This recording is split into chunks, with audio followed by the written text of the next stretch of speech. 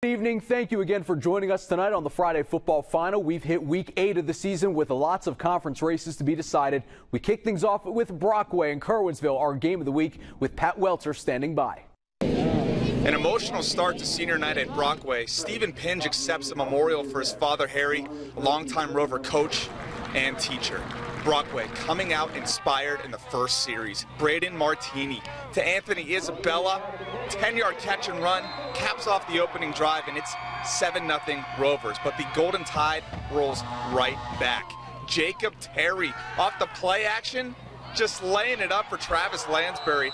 A 2-play drive, and just like that, we are tied. But these receiving tandems would not give up. Braden Martini going to his red zone beast. It's Isabella again.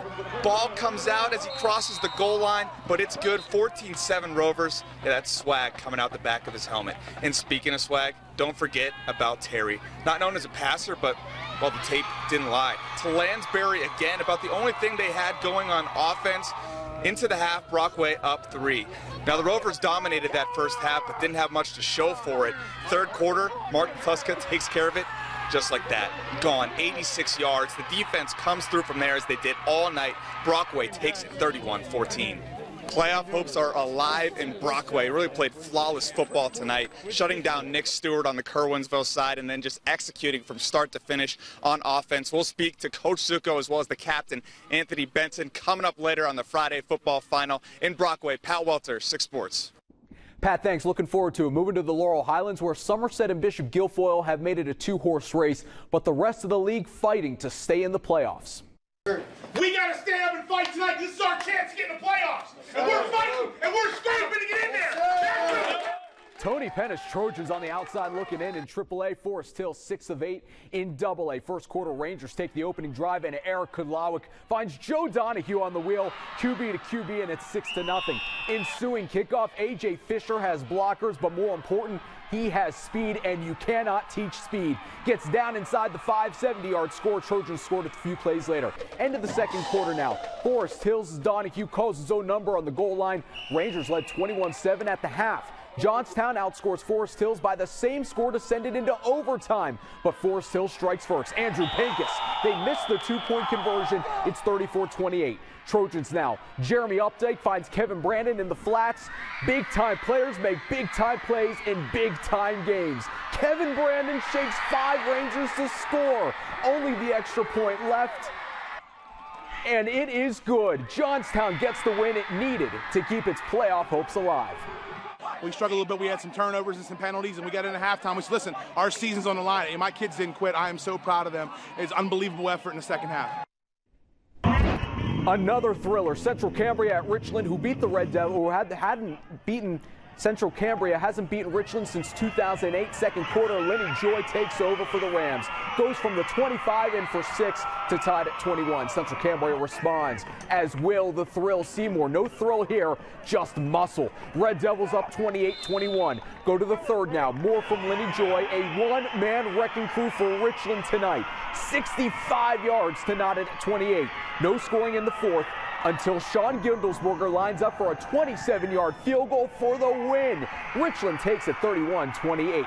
As for your leaders, BG plays at McCourt tomorrow. Somerset taking care of business like Bachman-Turner overdrive. First quarter, Raven Beeman off the left side. Long game, making guys miss, getting down inside the red zone.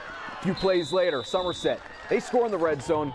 Wish the Steelers could say the same. Coach Landis calls up Jake Heupel's number for the 2-yard score. Make it 6-0 Somerset. Eagles next possession, it's Dylan Barnes rolling right and hooking up with Bryce Mostoller. He makes some nice moves and rumbles 56 yards to the end zone. Eagles roll to a 47-0 win. They're 8-0. Speaking of collision courses, Bedford on their way to meeting rival Chestnut Ridge in the 5AA championship in a few weeks. Laying the wood to Bishop Carroll. Connor Lazorka coming up with the first quarter pick. Then the offense takes over. It's already 7-0 on a Zach Schaefer touchdown. Check out the Schaefer patience.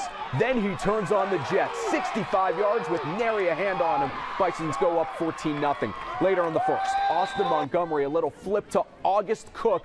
Power mode in for 6. Bedford doubles it from there and wins 42-0. Jump over to the Mountain League as Central, Clearfield, and Tyrone all have one conference loss. Ashley Chase anchors our coverage from Center County tonight. Matt, we have serious potential for a three-way tie atop the Mountain League. Tyrone, Clearfield, and Central, all one-loss teams heading into the night. We kick off our Mountain League coverage here at Bellefonte as the Dragons look to stay just that one-loss team. Central up 7-0 early. Noah Benton goes across the middle to Mike Mock, who strips off a tackle and is all alone, looking around for somebody to make a tackle. Finally taken down in the end zone. 52 yards on the score, 14-0 Central. Next possession, Dragons take to the air again. Benton finds Alex Hohenstein. He gets up the field 33 yards. That sets up Mike Mock again, this time with a rush. He finds the hole, cuts through. Dragons take the win over Bellefonte 41-7. We pick things up at Alumni Field. Bald Eagle making it a two-possession game with Clearfield in the second. But the Bison hit the ground with Seth Caldwell. 19 yards, storms ahead on the carry. Bison on the move. It's Cody Spade. Throwing aces, hits Josh Sorbera from 3 yards out. 28-7 Clearfield at the half. In the fourth, Corey Schimmel puts the game on ice. 3-yard rush to pay dirt. Clearfield wins 49-14, Bison in a three-way tie with Central and Tyrone atop the Mountain League heading into Week 9. This is Ashley Chase for the Friday Football Final. Ashley, thanks. Chestnut Ridge on a mission from God. Elwood and Jake jamming out at halftime.